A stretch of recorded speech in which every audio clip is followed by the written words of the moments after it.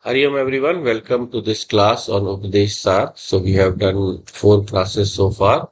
This is a very preparational or very basic text. We call it a Prakaran Grantha, where we learn about the basics of spiritual disciplines. Of course, since it's by a very renowned personality, Raman Maharishi, a very respected saint, so it has lots of depth also. It's not just a surface level Shastra. It contains the whole level of information about spiritual sadhana.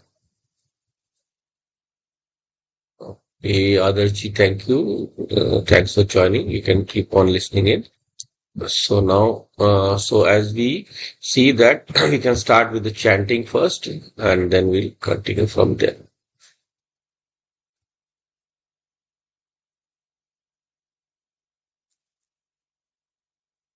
Om Sahna Vavatu Sahnau Bhunaktu Saha Viryam Karvavahai Tejasvinavaditamastu ma vidvishavahai. Om Shanti Shanti Shanti. Om Gananam Tva Ganpatigam Havamahe Kavim Kavinam Upamashavastamam Jeshtarajam Brahmanam Brahmanaspata Anashrinvannuti Siddh Sadhanam. Om Shri Mahaganpataye Namaha. Saraswati Namastubhyam Varde Kamarupini Vidyarambham Karishyami Siddhir Bhavatu Me Sada. Gurur Brahma Gurur Vishnu Gurur Devo Maheshwaraha Gurureva Param Brahma Tasmai Shri Gurave Namaha Tasmai Shri Gurave Namaha. And we'll also chant the opening words of the text, which is, you can say, the invocation. Karturagyaya prapyate phalam karma kim param karma tajjadam. So, with the first slok of this text, we see that how we move from the beginning stage of becoming only a doer to karma yoga. First, we are just a doer of action. We do action for our own satisfaction, and then we move on to slowly offering that karma to God. Then we saw the next section, which is then moving to the next level, which is bhakti. Then slowly on to the path of knowledge, which starts with, first of all, focusing on our deity, learning to reach the level of dhyanam, thought, where our thought can be fixed. It can be fixed in that one level. And so for that, as we have seen in our journey so far, the next level is here. We have seen the use of pranayama, breath control to still the mind. So we'll just read this shlok also. We have seen a bit of this in the last class. I'll just repeat a bit more so that we can be refreshed and continue from there on. So Vayurodhanat liyate mana jal pakshiva Vayurodhanat liyate mana jal pakshiva. So first we do the control of the breath, Vayu Rodhanat, prana nirodha, control of the breath, or pranaya. And when we do that, what happens is liyate manaha, the mind naturally goes into the state of layam, or in the state of calmness or thoughtlessness. How? Jal pakshivat, just like a pakshi, a bird is trapped in a jar, in a net. So when the bird is trapped, it stops to move, and that is the Rodharadhanam. That is the method of controlling the breath, controlling the mind through control of the breath. That is Nigraha Sadhan, the method of controlling. So in this way, Vayu Rodhanat Liyate Manaha, we enter into that session where we learn about pranayam and how it controls the mind. Right? So when we are looking at Vayu, then we have seen that how the practice happens.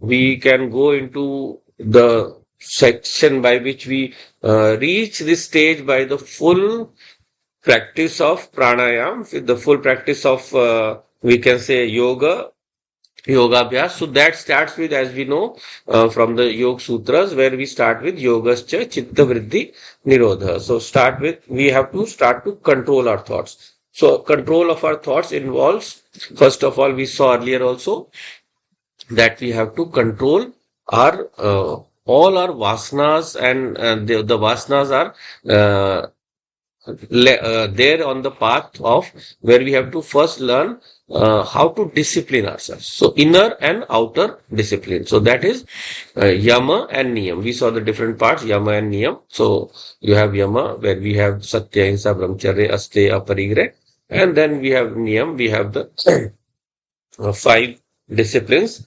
whereby we control our inner and outer lifestyle, so that satya, ahimsa, aste, aparigraha, or ishwar pranidhan. So in this way, yama and niyam, these two are to be followed. So what they do is they make our life much more dharmic, much more prone to goodness, so that evil always disturbs our mind. So to focus on that higher reality, whenever we are moving away from our duty, or we are doing something that goes against nature, then we end up disturbing the rhythm of nature. And once that rhythm is disturbed, who is there to get disturbed?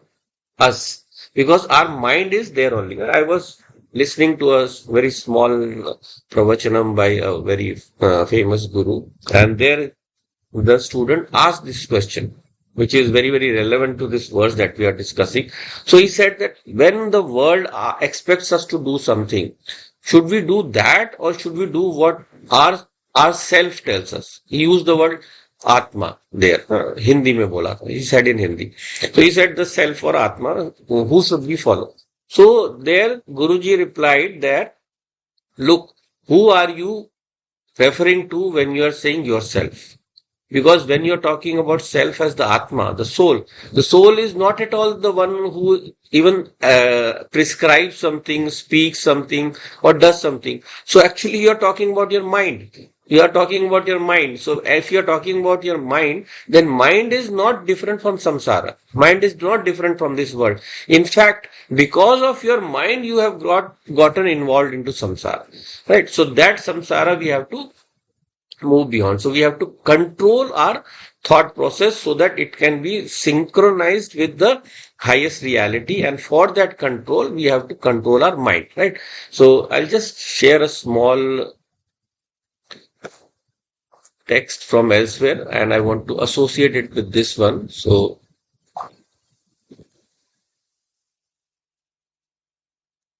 this is a line, Vikalp Shaya Shakti Sankoch Vikas Vaha Cheda Adya Anta Koti Nilabhanat Upayaha. So this is from Pratyabhigya Hriday. It's a Kashmir Shaivism text by Shem Raja. And there, these are the methods given, which we will correlate to the verses here also, one by one.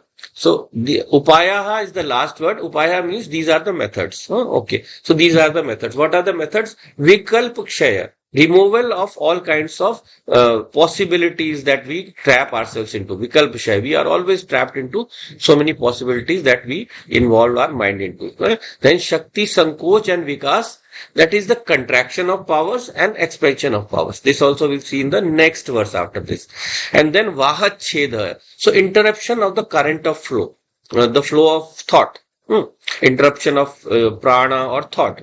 So that is Vahat Cheda. And then Adyanta Koti Nibhalana or Adi Anta Koti Nibhalana, contemplation of the beginning and end of everything. You contemplate on where everything begins and where everything ends. So we'll look into this. So when we are looking into Vikalp Shaya is controlling the mind basically, right? So controlling the mind, there is a lot of depth in that process itself, right? We have to be very, very alert to how we have to go about it. And right now, this prana shakti rodh, controlling the mind by prana, that is something that is just a stepping stone towards the final end, which you will see somewhere around the 16th, 15th, 16th verses.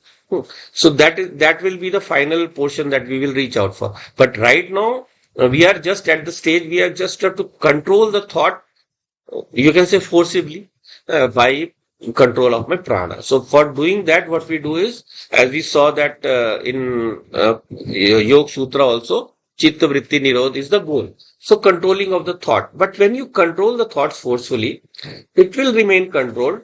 It gives you a practice. It gives you a method by which you can learn, yes, मैं कर सकता हूँ या कर सकती हूँ, I can do this. But it is something that is not permanent. So therefore, for the healthiness of the mind and the body also, this controlling of thoughts is a very, very good process by which we learn to discipline ourselves. This discipline is something that is going to hold us in good stead in our path of spiritual sadhana. So this, what does the word, this pranayam mean? So if you take the method of language of, you can say, Yoga Shastra, it says, Shwasa Prashwasa Yoho Gati Vicheda. Shwas or Prashwas ka Gati Vicheda. Controlling the speed of your Swas and Prashwas, your inner breath and outer breath, the incoming breath and the outgoing breath. So that controlling of the gati or the speed. So normal breathing is not pranayama. So breathing is when you control that breathing. So first you slow it down slowly. So first you do rechak, you do throw the breath outwards. Then you do kumbhak, you take the breath inwards, and then you hold the breath, which is anta kumbhaka. So when you hold it in slowly with the pranayam mantra, which I told you earlier also many times, when you use that, then om bhu, om bhuva, om swaha, om ma, om jana, om tapa, om satyam, and then you do the second one, tat savitur varenyam, dhiyo bhargo devasya dhimai, dhiyo yona prachodaya, and then om apo jyoti daswamritam, brahma bhu, bhuva, swarom. These are the three pranayam mantras you can find anywhere in any text you can find, you can search them out. Right? So these pranayam mantras we use to control this breath, and with time or with more practice, we learn to chant only the Gayatri mantra at the beginning and the end of pranayam, and the remaining three mantras we use for the anta kumbha, for holding the breath. And slowly there are and not there are people, I would say, but every one of you is capable of holding it longer and longer till at least 4 times also. You can chant all the mantras 4 times, but it is recommended that you chant them thrice. So you take them, chant all the 3 mantras thrice, and then you let out the breath. So that will take a lot of practice. Initially you do with 1, then 2, then 3. So that is how some very, very trained yogis, they do for 4 times or maybe more. I am not cognizant of all of that. So because when you do that, so no, when we control this breath, then what happens is, with the control of breath, it are also our thoughts begin to subside, because our focus is then on the breath only. तो जब ध्यान सिर्फ सांस पे होता है, तो फिर अपने आप ही वो थॉट्स जो है, वृत्ति जो है, वो दैट स्टॉप्स, है ना. सो दैट इज कॉल्ड वायु रोधना. सो दैट वायु रोधना और pranayama, because of that the mind becomes totally silent, और partially silent as our practices with time and practice and the level of effort that we put into that. So जैसे जैसे हम effort करते जाते हैं, as we do put in more effort, then our mind tends to become in our control. So this is like the pakshi that is getting trapped into the jal. So therefore, we sit there and we are able to control ourselves. So now what we are doing essentially is we are controlling the effort that or you can say the control that our thoughts all have over us. So thoughts have 2 components. Manaha, if anyone can give the definition of manaha, what is the two processes that go through it. Manaha, anyone remembers from earlier classes? Sankalpa Vikalpa Atmakah Manaha Very good, and very good. Thank you, Anita. Sankalpa Vikalpatmak. Nishchayatmika Buddhi. Nishyatmika is buddhi, so we'll stick to mana for now. Okay, so sankalpa and vikalpa. So what is this sankalpa and vikalpa? So sankalpa is the initial thought which comes to us from the universe, you can say, or from Prakriti. Yeah? Any thought that comes to us. So how does that thought come to us? That thought comes to us because previously we have done some action, and because of that we have developed some kind of uh, attraction or negativity towards that, and accordingly that thought comes to us whenever there is an any kind of impetus or any kind of outer stimulation that we receive whenever we are doing all the different experiences in the universe. So because of that, this sankalpa comes there. And next is the vikalp. So vikalp is what? Vikalp is going to do what? Vikalp is when I have a thought and I don't want to follow through with it. I want more options. And I think, shall I do this or shall I do that? And that is where we get trapped. So that those vikalpas, they create more and more karmas for us in the future, or more and more sankalpas for us in the future. So when you sit down in dhyana, this vayu rodhanat liyate mana, when you sit down in that state, what is going to happen is that will tell you how far you are ahead in your progress, how far you are in your progress towards sadhana. Because if you have controlled your vasanas, if you have controlled, so as I said in the text that I quoted from Shemaraja, that Vikalpashaya. So that Vikalpashaya, how far your Vikalpashaya is, how far the options that you constantly keep giving yourself, how far you are controlling, right? So, it is said that for the Agyani person, his action comes, he does action for happiness. ज्ञानी अपनी खुशी के लिए करता है. ज्ञानी does action out of happiness, because of happiness, because he is always happy. He doesn't have his own desires. Anything that Ishvara puts into his mind as sankalpa, he goes through with it. And because he is always available to Ishvara, his karmas are very, very beautiful. His karmas are those that are always going to benefit maximum number of people, not just himself. Whereas the Agyani will always be doing karma to gain things for himself. So therefore, that is the basic difference. So his Vikalpa Shaya is complete. For the Jnani, the Vikalp Shaya is complete. So these upaya that we have seen, 4 or 5 upaya, you can categorize later on. So these 4 and 5 methods of sadhana, the Vikalp Shaya is one of the most important. All of them are equally important. Any one of them is sufficient to reach that highest stage of samadhi or reach the state of knowledge. And all of them, if practiced together, are very, very beneficial. So we'll come to this. Next is the Shakti one, Shakti, Sankoch and Vikshep. So these are all the different things that we will encounter. So because of this Vikalpa Shaya, whenever we go into Dhyanam, we will see lots of thoughts come rushing in. So when that rush is there, then that rush will trouble us. Yes, Manisha, you are asking something? Yes, on the point of when we, take the breath in, we say a mantra. Mm-hmm. So just on the specific sort of technique, I guess, so is it that, is it one rule for all mantra ki we inhale and as we hold, we chant, and as we exhale, we do the last word like the swaha or whatever it ends with? Or does it depend mantra to mantra how the rule is applied? No, the rule is constant for pranayam. So basically, the rule initially is the first you start with Gayatri mantra, which brings auspiciousness to the act. So you just take the breath in. And then when you are holding the breath, that holding, if I am to elaborate more, then that holding will do what? Involve two stages. So if we are talking in terms of how to awaken the Kundalini. So now this Kundalini awakening, how does it go about? Because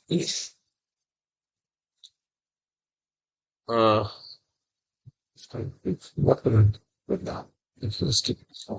so when you say Om Bhu, Om Bhuva, Om Swaha, you are raising your lowest point, which is the Mooladhara Chakra, and to the highest. All the five or seven words used here, Om Bhu, Om Bhuva, Om Swaha, Om Maha, Om Jana, Om Tapa, Om Satyam, represent the raising of Kundalini to the highest from the Mooladhara Tattva, which is related to Prithvi Tattva, so that you are giving up all attachments to anything that is solid. Anything that is, so it's not something like some magical whoosh of energy is going to happen. It is a conceptual thing, right? Kundalini is a conceptual thing. So in that, when you learn the futility of running behind objects, and your first focus will be what are the objects that attract you first? Solid ones, जिनको देख सकते हैं, touch कर सकते हैं, उनको उनके साथ व्यवहार कर सकते हैं आसानी से, व्यवहार बाकी से भी कर सकते हैं. So prithvi tattva you have to win first, then you have gone past Muladhara chakra. सो ओम भू रिप्रेजेंट्स विनिंग भू चक्र, the first chakra, Mooladhara chakra, and so on. When you say Bhuva represents the second chakra, Swadhisthana, then Manipur, and so on, and then they all represent the different elements also. So Prithvi Tattva, Akash Tattva, which is in the Vishuddhi chakra, and then you have the final two, which represent the Agya chakra and Sahasrara chakra. So these seven Vyaritis represent raising your Kundalini or your knowledge to the highest level, and to situate it into that connection to the highest, which is when you are in yoga, when you are connected. Yoga means what? Connection. So you are connected to the highest. So that is the first level of that pranayama mantra. Then second level is you hold it there. So then you chant the Gayatri mantra. So without the Vyahriti, without Om Bhu Bhuva Swaha, you just said Tat Savitur Varenyam Bhargo Devasya Dhimahi Dhiyo Yo Na Prachodyayat. May my intellect be enlightened, or whatever the rest of the mantra says. May I be given the power to glow, and may my intellect shine. So that Lord, Tat Savitur Varenyam, that Lord I invoke, the Lord of everything, the Lord of consciousness, Surya, I invoke. So therefore, there my intellect is now glowing with that highest knowledge. And then the final mantra, Om Apo Jyoti Raso Amritam Brahma Bhu Bhuva Swaram. So that enlightenment that I have attained, I now bring it back to the world. मैं उससे पूरे जगत में व्यवहार करूं. सो ओम apo jyoti raso, these represent Sachchidananda, the higher three, just like in the bhu bhuva स्वः, ओम भू ओम स्वः ओम जन तप सत्यम represent the highest. So I have reached the highest, I am established in the highest, now I bring it down. So apo ज्योति रसो अमृतम, they are immortal. Brahma Bhu Bhuva Swara. Bhu Bhuva. I bring it to Bhu and Bhuva, to my physical body, Bhu, Bhuva to my pranic body, and Swaram to my intellect. So I bring that down, and I bring it to my transactions in the world. That highest knowledge, I now bring it to the transactional level. Okay. So these are the three mantras, and that is how they function. Is it clear, Manisha? Yes, thank you. Maybe if we want, we can discuss more in detail later on.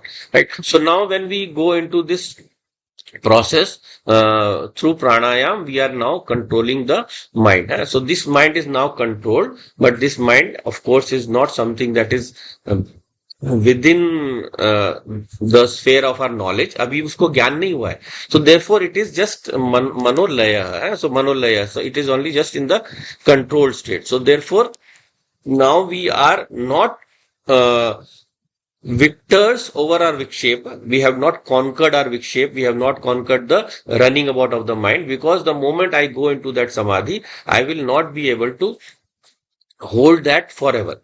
So there was a yogi who was so deep in samadhi that he would make a show of it. So he used to go into samadhi, and then people could lift his body and toss him around like a ball also. He wouldn't feel anything. But when he came out of that, what is his next thought? Money. He is expecting something for that show.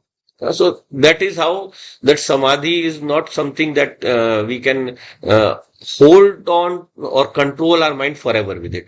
The mind has to be cleared at the conceptual level. ज्ञान के level पे मन का नाश होना पड़ेगा. So I'm not revealing that now because that will come later in the text. So we'll go into that later on. So now this sankalpa vikalpa we have to control. So this sankalpa vikalpa when we have to control, then we have to let the Lord into our lives. So we have to let the Lord into our life. So there is this story about a very famous bhakta. His name was Narahari. So Narahari was a very famous Shiva bhakta. Shiva bhakta. So he was a worshipper of Shiva. So therefore, when he worshipped Shiva, he did not want to worship any other god. He didn't even want to worship Vitthal Bhagwan, Vithoba Bhagwan in the Vitthal Mandir because he lived in Pandarpur, and there is a very famous Vitthal Mandir or Vishnuji Mandir, temple for Vishnuji, and he would never go for darshanam there. So then what happened was that many times people told that you must go. This is a very famous temple, which it literally defines the place. It literally defines. Everyone knows Vitthal Mandir, Vithoba, everywhere is there in Pandharpur. So you should go there. So he said, no, look, I am a goldsmith. He was a sunar. I am a goldsmith. So I cannot go there. I have my work here. He gave an excuse. So now Lord is very clever. He knows how to trap his bhaktas. So, he sent a person who said, look, there is a requirement for making a gold comb for Vitthal Bhagwan. So, we need you to come and take the measurement and then you can make it. So he said, okay, look, I will not go there. This is not my concept. I am worshipping only Shiva, so I will not go to Vitthal Bhagwan. So, so he said, you do one thing, you bring the measurement and I will do it. So the person there, he brought the measurement. He brought the measurement, and then when he brought there, he made that. But when he took it back, he found it short by four angulam, 4 finger length. So now he's surprised. I took the measurement. So he brought it back again. So again he increased it. When he brought it back, he measured. It was the right size, the one he had made. ऐसा नहीं कि छोटी हो गई थी. Then again he brought back. Again he increased another 4 angulam. He took it back. He said, no, again, it's still 4 angulam short. So 4 times it happened. 16 angulam short. So now this guy said, look, you must go there and take the measurement. So now he said, look, I cannot go. I cannot go there. I worship only Shiva. How can I go to Vitthal Mandir? So therefore he said, okay, do one thing. Because you do not want to look at Vitthal, so you take a blindfold and you go there. You can put it on when you get there. So now Narhari went there because, he got a rejoinder, na? काम नहीं करना है तो कि लिया क्यों था? Why did you take it? So he was trapped. So Bhagwan knows how to trap. So now when he went there, so he reached the temple and as soon as he was about to go inside, he wrapped that. Now when he wrapped that cloth around his eyes and reached he was taken to that murti of Vitthal, and there he started taking the measurement, and then he touched the place where his hands are. So Vitthal Bhagwan there has 2 hands and 1 face. It's not like Chaturbhuj Vishnu. So he's like in his human form. So 2 hands and 1 head. And he touched and he's feeling 10 hands.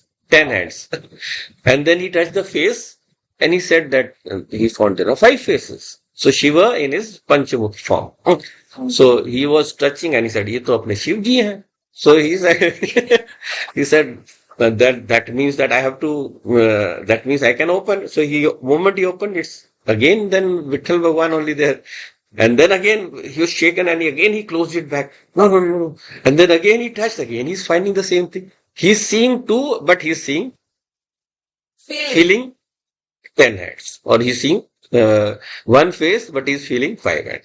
So then he understood, yes, Shiva and Vishnu are one and the same. They are not different, right? So what does this story teach us about how we interact in this world? How do we go about in our lives?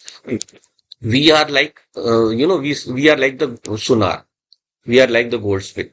So what does the goldsmith do now? It is said about the goldsmith, पश्यतो हरः. तुम्हारे देखते देखते तुम्हारे वहां सोना चोरी कर लेगा. Even while you're looking at he's cleaning your stuff, he will take it away. He will steal your gold. Same way, this jiva is also पश्यतो हरः. He also sees everywhere Paramatma only. Everywhere is Paramatma only. We don't know, so we think. So we think that, and like the sonar, we see only the nam rupa. We steal away the essence. We destroy or leave aside or refuse to see the essence.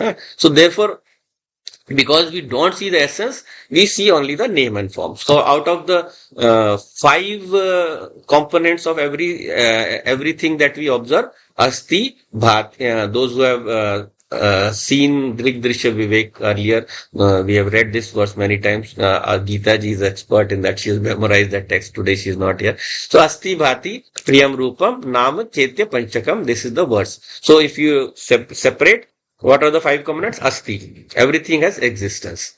Bhati. It can be known. It can be cognized. उसका ज्ञान हो सकता है. Then priyam. It gives you joy. वो आप उसमें आनंद देने की शक्ति है. And then Nama and Rupa. So these are the five components, and these are the five that we see if we are fully aware. Otherwise, what happens? We see only that one. So closing eyes, I am seeing Shiva with 5, but opening, I am seeing only Namarup.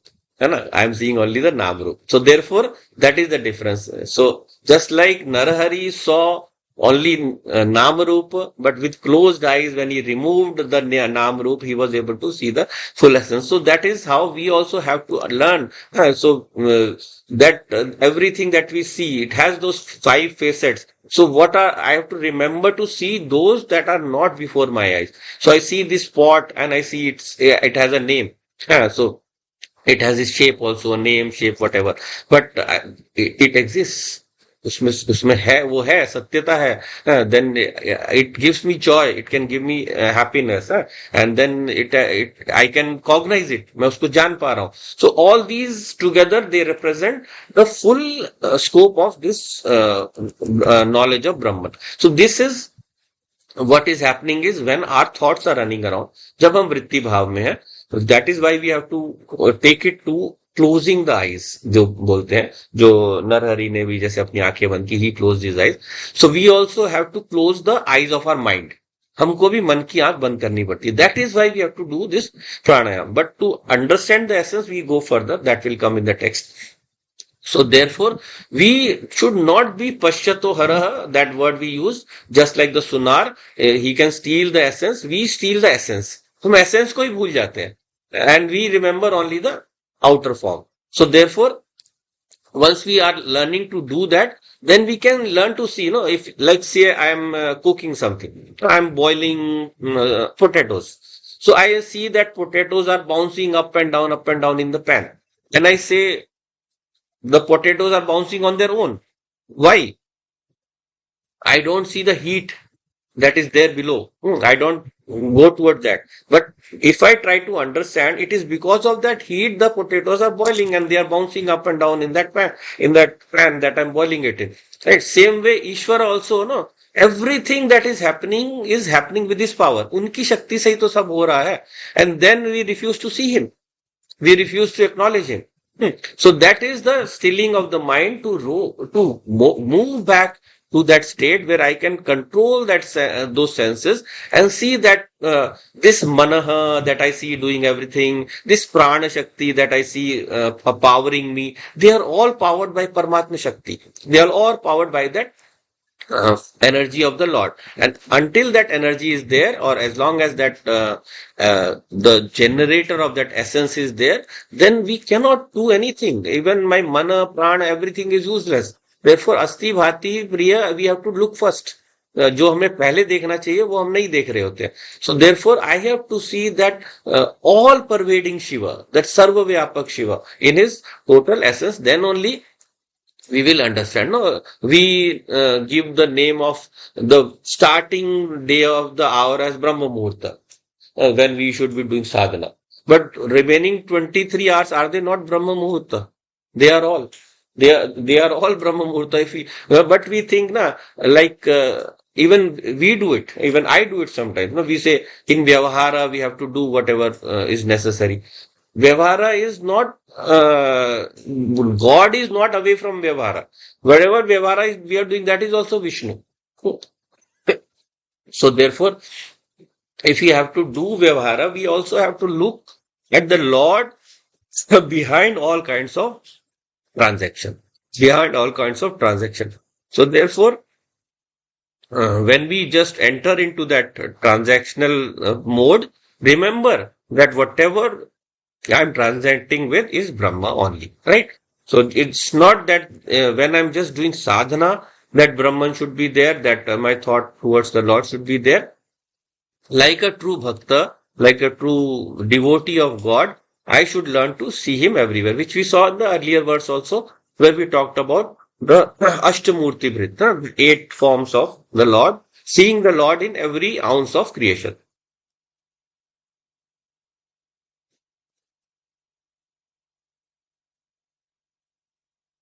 So therefore, I have to keep my eyes, my jnana chakshu open. And then the next part is of that is the Shakti Sankoch and Vikshep that we look into, that will tie up with the next verse. So when we look at this verse, then so far, Vayurodhanat liyate mana, this is going to be the control of the mind, whereby the mind is suppressed and it is not going to be in the destruction mode, it is going to be in only the control mode. So now we move on to the next verse.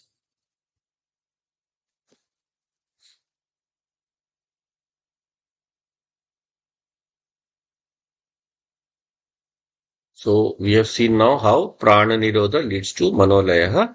So next is chittavayava chiti kriya yuta shakhayodvai shakti mulaka.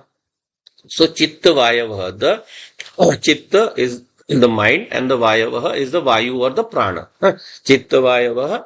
And what are they endowed with? Chiti kriya yuta. They are endowed with chiti, consciousness, the ability to know, and kriya, activity. So मन में चेतना है, मन में चेतना नहीं है, mind doesn't have consciousness.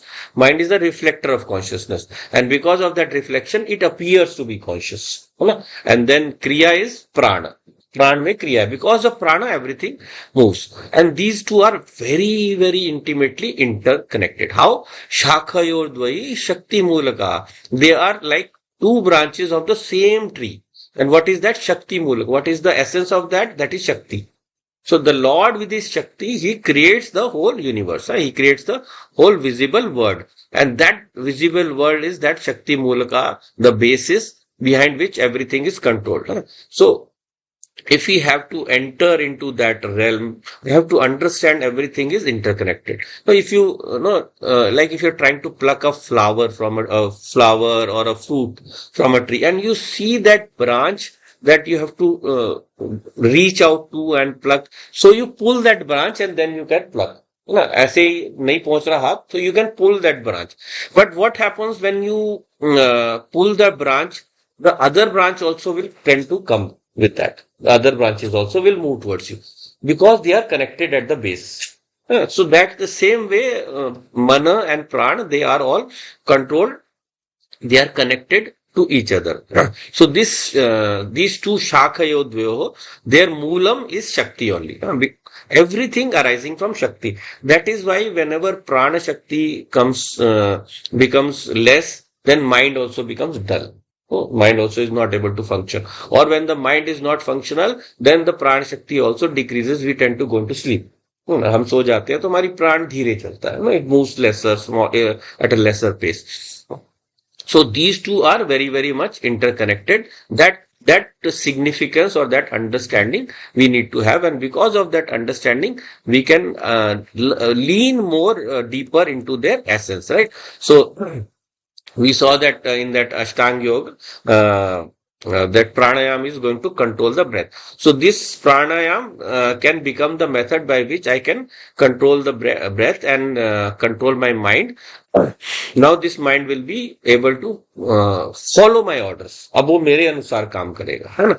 So to do that, I have to understand they are both connected, prana and mana at the base to that Shakti only, and that Shakti I have to now focus on. So that Shakti is what? That is Paramatma Shakti. That is the Paramatma Shakti. So that is what we call Srijanatmak Shakti or creative power of the Lord, or you can say Maya or whatever different names we have, Prakriti. So those are the different names by which this world universe has come into existence, and therefore now, what is the next part of that? That Shakti, to express itself, it needs these two components.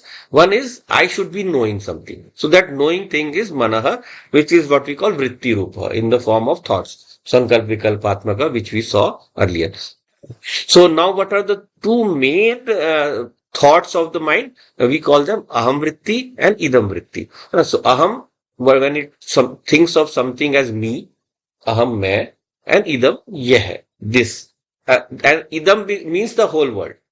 No, so idam vritti means the whole world and also the body. I see my body. So therefore, these two are the expressions of this mind. So because of that, the mind is able to go outwards and it is able to know things. Now this Shakti that is there, we saw, I'll just share the word here so that we can just lean into the meaning. So what are these two main functions of Shakti? Sankoch and Vikas. Sankoch and Vikas. So Sankoch is to contract, Vikas is to expand.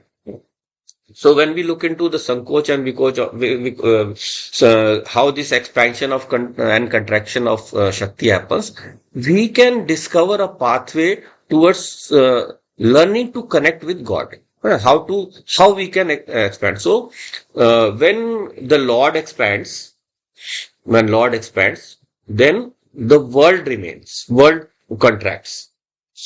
जब ईश्वर बढ़ गया तो सृष्टि खत्म हो गई, सिर्फ ईश्वर रह गया.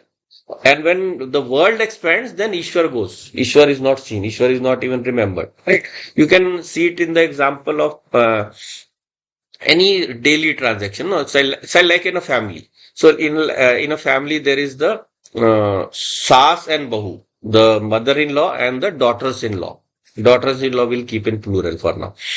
So when the mother-in-law is very, very strict, she will be controlling the daughters-in-law. They will perform according to her. They will ask permission for everything, even not just to go out of the city, to go out of their home also. They will take the permission, right? So therefore, now the Shakti of the mother-in-law is more. But if the mother-in-law is lenient, then the Shakti of the daughters-in-law will be more. So now what happens?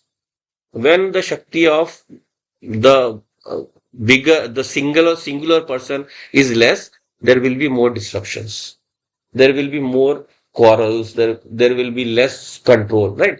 Or you can apply it to, business, work. So in business, there is the owner and there are the staff under him. There is a manager, there are the salesmen and whatever. So if the owner is strong, his Shakti is strong, uska agar vikas hai, then the powers of the staff will be less, sankoch.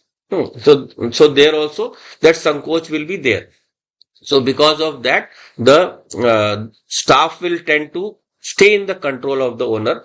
But if the owner relieves control, then the staff will perform everything according to their ichha or their wish. So because of that, the staff will tend to be controlled. But if he lets go, then what happens? Then the sankoch will come to the owner and the vikas will go to the staff, and then they will be unruly. अपनी मर्जी से करेंगे. They will not coordinate with each other. One will say something, other will not. So then there will be disorder. So there also same thing is happening. Or you can say in the case of king. एक राजा है, राजा अगर शक्तिशाली है, if he is controlling, if he is a very very powerful, then he will be able to control his praja. So in this same way, we have to also learn the same thing, that we have to learn to let the Lord more and more into our lives. परमात्मा को अपने जीवन में अधिक से अधिक लेके आना पड़ेगा. So when we let him expand in our life, our own beauties, our own power will contract, and we will have to depend less and less on other people in our life. The more we bring Lord into our life, the less we will have to do things on our own or start to worry about everything. So therefore, the difference will be that he will handle your work. You let him handle, and he will take over your duties. He will take over your, in Gita also, no, Bhagavan says that yoga shema vahamyaham.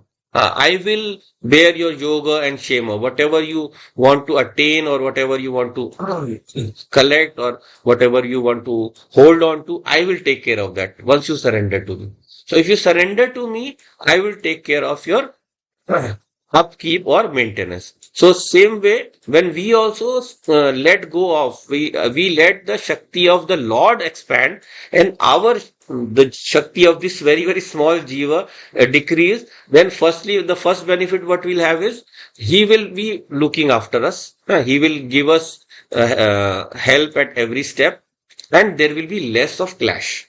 There will be less of clash. क्योंकि क्लेश कब होता है?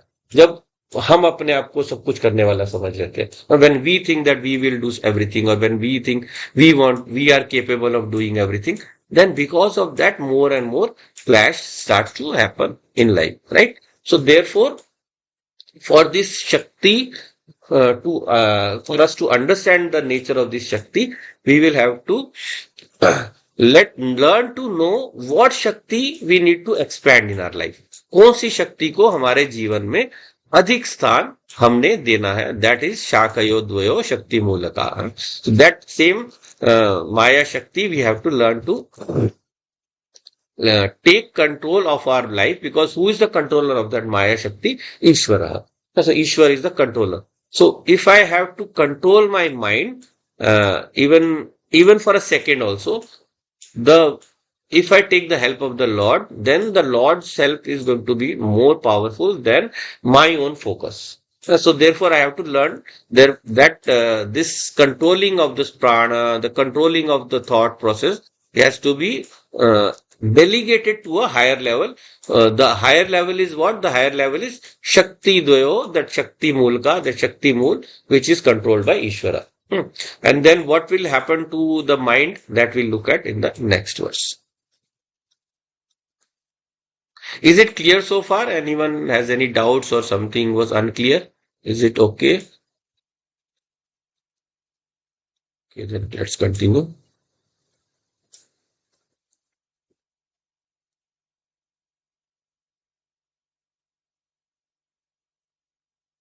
So next is the two states of the mind. Laya vinashane ubhayarodhane layagatam punam bhavati no mritam. Laya vinashane ubhayarodhane layagatam punam bhavati no mritam. So Laya and Vinash. Laya is the calming down, or the mind going into the state of peacefulness or thoughtlessness. And Vinashane is Vinash, the mind being destroyed. These are the two ways the mind can be rendered inactive or rendered powerless over ourselves. उसकी जब तक हमारे पर शक्ति नहीं चले, ऐसा ये दो हमने स्थिति लानी है. These are the two we have to take. So what are these two? Ubhaya. Ubhaya means both. Ubhaya rodhane. These are both methods of controlling the mind. Controlling methods of control, you can say.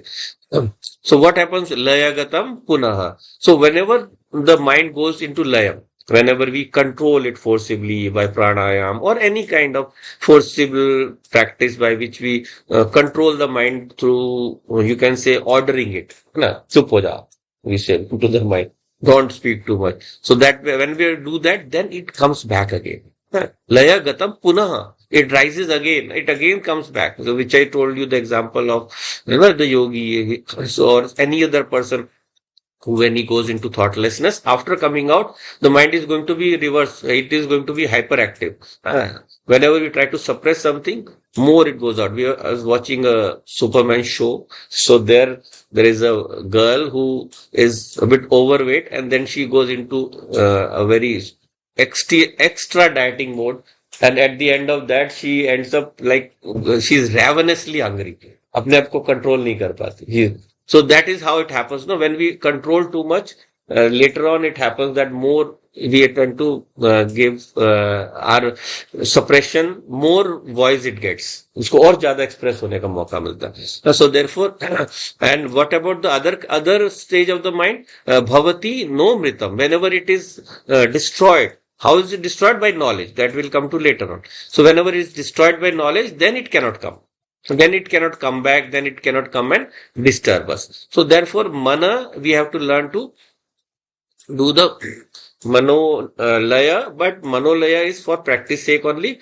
If we actually have to control the mind, it has to be manonash. I have to learn that the mind is nothing but an expression of my incompletenesses or my wrong knowledge or my ignorance. So how does it start? How does it start? It starts with samsara. This whole world that I see around me, it is going to affect me, and because of that, my mind is going to remain hyperactive, or it is going to get embroiled in that, or it is going to be in a state of problems all the time. So that is the first stage. Then what happens at the next stage of that mind is when I've seen the samsara. Samsara is what? When we transact with samsara. संसार से जब हम आपस में कुछ आदान प्रदान करते हैं, when we do any kind of transaction, it gives us joys and sorrows. So that is the second level of control of the mind, where I have to let go of the joys and sorrows, because I have to understand that the mind is just a expression of my incompleteness. So therefore, I have to learn to conquer my joys and sorrows. So that is the second stage of sadhana, controlling. First is removing samsara, understanding that this samsara is changing, so I should not be trapped into it. Then remove the joys and sorrows. जो भी सुख दुख है उससे ऊपर उठना, to rise above sukha and dukha. Then next is, how are sukha and dukha coming? Because of our desires and our negativity, raga and dvesha. So that is the next level, the third stage of manonash. Third stage of manonash. To control or destroy the mind, I have to remove my raga and dvesha. And next is, I have to learn to conquer my ego, ahankar. Because ahankar is the main cause. It is the main reason why we have all of these raga and dvesha in our life. And then final stage is destroying of ajnanam. Ajnanam. We'll see more of ajnanam and its destruction in the later verses. Ajnanam basically is representing that my knowledge, my false knowledge of my being a limited being is going to cause me, or is causing me, all these problems. इसी के कारण सारी समस्याएं मेरे जीवन में हो रही है. Right? So therefore, to understand that, I just visualize why is everything happening? Because I am an infinite being. I am the soul. I am the Atma infinite. I don't need anything to complete me. Yet, because of the false notion, because of my ignorance that I am incomplete, I tend to be born. मेरा जन्म हुआ. And when I'm born here, I am then coming here with all my prarabdham, which is born out of my wrong knowledge. And that because of that, I have to go through constant birth and death till a guru comes into my life and gives me knowledge which is going to liberate me. So therefore, I have to learn to move towards from manolaya to manonash. So they both are having different kinds of end. Manolaya will come back, manonash is going to destroy. We, all of us, all people that we know, or even ourselves, we have a kind of concept or kind of visualization about ourselves in the world. And that visualization, it exists in the mind. मन के अंदर ही सारा खेल चलता है. The whole story goes on in the mind only. So therefore it is said that it is also said, that is why it is said that because of the mind itself, a human being is in bondage, मनुष्य बंधन में है, and because of the mind itself, the mind will be in moksha, in liberation, right? So all our problems are due to, as I said, that highest stage that we have to reach, the removal of ajnanam. Once we remove that, all the other go away automatically. But it cannot happen suddenly. So we have to move step by step. First, you have to go from removing samsara to removing sukha dukkha to removing raga dvesha to removing ego and finally removing ajnanam. So because of that ajnanam and whatever comes out of it successively, एक के बाद एक उससे से निकल के आता है, and whatever is born out of it, because of that wrong notion, and that wrong notion resides where? रहता कहाँ है? कहाँ पे रहता है? मन में. So it resides in the mind. So till that ajnanam or that wrong knowledge is not removed, then till then we cannot get rid of the problems that the mind is creating for us. Until that, the mind cannot be destroyed. Manonash cannot happen. So we saw through pranayama that the mind can be controlled or mind can be subjugated, but mind can there only be temporarily controlled. So for Manonash, we have to say that I have to remove the problems that the mind is causing me, and therefore I have to understand how to get over those problems, and I have to control the mind. So now we go into now a bit more deeper into the nature of the mind with the next shloka. We have a few minutes, we'll just touch upon it and maybe we'll continue in the next class. So just share the next.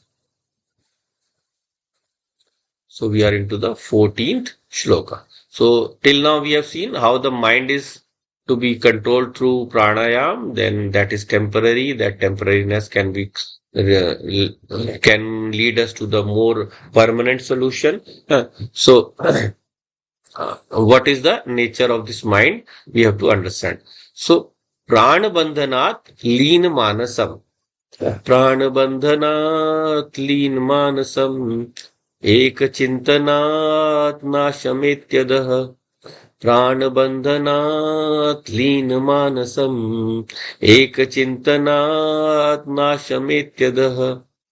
So we've seen a bit of this earlier also. It's being expressed fully in this verse. Prana bandhanat, because of the bandhanam, because of the bondage of pranam, or because of, you can say, the pressure put by pranam, or the control taken by pranam, leena manasam, the mind goes into the state of dissolution. It goes into laya. But if I have to completely destroy it, then what do? Eka chintanat. I have to meditate on that one essence, that tattva, that ek tattva, that Brahman, that Par Brahm Parameshwara, who is the source of everything. So, ek chintanat. I have to do chintanam, I have to do meditation on that one reality. Then what will do? Nasham iti adaha. So, nasham, because of that, the mind will attain to that destruction. So this mind, adaha, just as we said, purnam adaha, purnamidam. So adaha means this. So this mind will move towards mano nashaha. So we, if we have to go for the complete destruction, if we go for layam, we use prana bandhanat, we use the control via pranayam. But if I have to do the total destruction of the mind, total destruction means conceptually. The mind will never be destroyed. Mind will be there as long as it is functioning through this body. So I have to conceptually destroy this mind. And how can we do that? Eka chintanat. Eka chintanat nasham etyadaha. So this mind has to be removed through. So now this mind that is disturbed or which is spreading out into different thoughts, we call it the vikshipta manaha. To control that, for immediately calming that down, we saw that pranayam is one of the best methods. So pranayam is one of the best methods. So what happens is, with that, all the thoughts, all the vrittis of the mind, for some time they become calmed down. So when this mind is now calmed down in this way, what is the verse telling us? That this is not the final goal. Antim lakshya nahi hai. And so therefore this mind is not going to be permanently gone. It is going to come back, because the mind that is controlled, the mind that is held down, the mind that is subjugated by pranayama, the moment that subjugation is removed, the moment that control, that niyantran is removed, then mind is going to come back in the same way, or as I said, it might come back even stronger. So because of that, this samsara, this world and all its pains that are there, they will come bouncing back, they will come chasing after us the moment we move out of our control of the mind. So, but remember always, everything goes step by step. We cannot skip the steps. Or whatever we have seen so far also, all the steps of the sadhana are necessary. We cannot go directly into Gyan sadhana without learning to control the mind first through this pranayam and other kinds of sadhanas also. So therefore, if I have to remove this problem of samsara, this uh, grip that the whole world is taking on me, and how it is making me run my life, how it is controlling my life, I have to first learn to discipline the mind, and then I have to move on to the next stage of conceptually understanding that this mind is just a toy, is just an instrument for me by which I experience this world.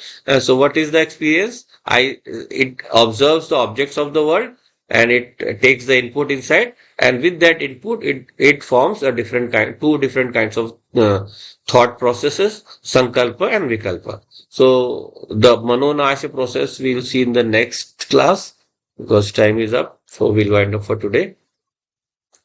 Om Purnamadav Purnamidam Purnat Purnamudachyate Purnasya Purnamadaya Purnameva Vashishyate. Om Shanti Shanti Shanti. Hari Om Shri Gurubhyo Namaha. Hari Om.